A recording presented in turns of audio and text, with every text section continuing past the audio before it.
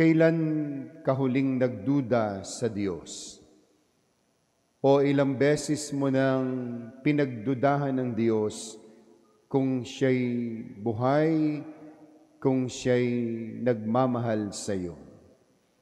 Yang karanasan ng pagdududa, mga kapatid, ay karaniwan sa ating mga Kristiyano.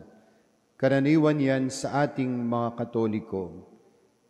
Hindi lamang naman ng Diyos ang ating pinagdududahan, pati na rin ang ating mga magulang, ang ating kapwa, ang ating mga mahal sa buhay, madalas o minsan o paminsan-minsan pinagdududahan natin. Ngayon pinagdiriwang natin ang kapistahan ni Santo Tomas, ang mapagdudang alagad, Doubting Thomas, isa sa mga apostol ng ating Panginoong Kristo, na ayon sa Ebanghelyo ni San Juan, nung muling nabuhay ang ating Panginoong Yesus, siya'y nagpapakita sa kanyang mga alagad. Kaya lang nung magpakita siya minsan sa mga alagad, wala si Tomas. Kaya nung kinukwento nila kay Santo Tomas na nakita namin ang Panginoon at siya'y muling nabuhay, sabi ni Tomas, hindi ako maniniwala.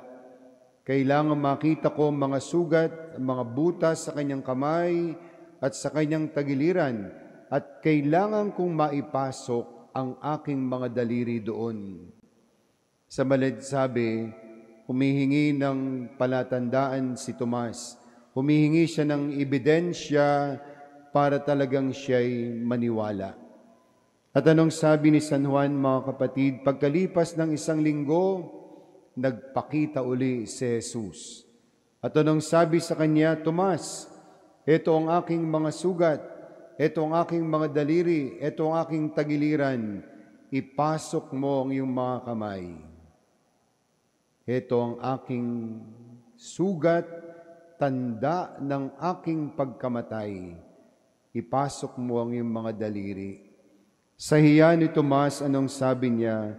Diyos ko, my Lord and my God, Panginoon ko at Diyos ko. Naniwala siya kay Jesus. Hindi naman pala siya talaga walang pananampalataya, mga kapatid. Naghahanap lang siya ng palatandaan. At mapapansin po natin, ang naging tanda at palatandaan ni Tomas ay ang sugat ng ating Panginoong Kristo. Maganda ito, sapagkat sa mga oras na nagdududa tayo, sa mga oras na pinagdududahan natin ng Diyos, tingnan lang natin si Jesus na nakapako sa krus, sugatan, walang buhay, butas ang kamay at paa, butas ang tagiliran, para tayo ay mapasabing, my Lord and my God, katulad ni Tomas.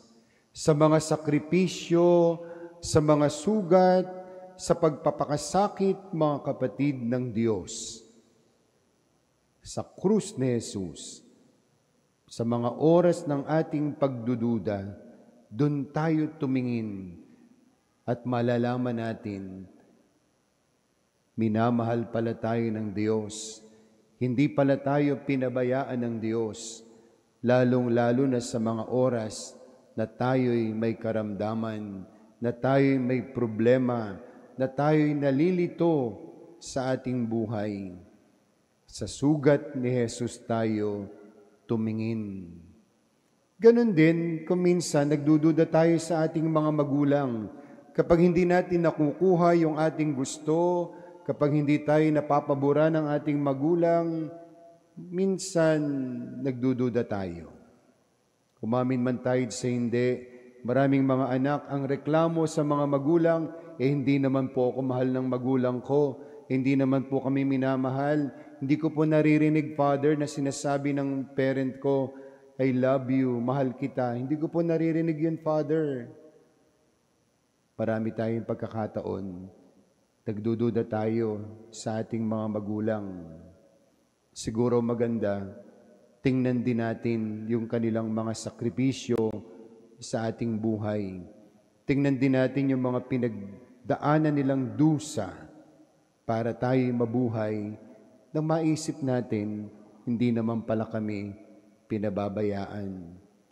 Maraming mga anak ng mga OFWs nating kapatid na nagdududa sa kanilang mga magulang kung sila'y mahal kasi pumunta sa ibang bansa.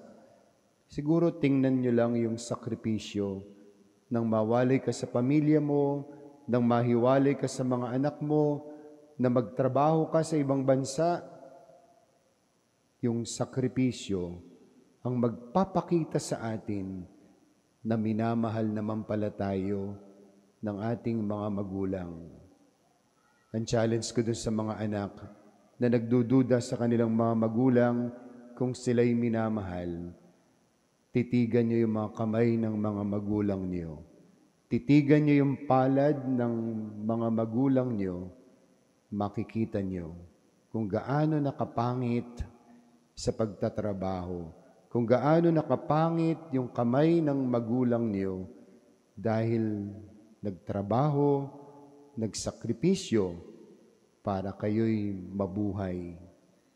Mga kapatid, kamay din ni Jesus na butas at kanyang tagiliran ang pinakita niya kay Tomas para malaman ni Tomas na siya'y totoong buhay.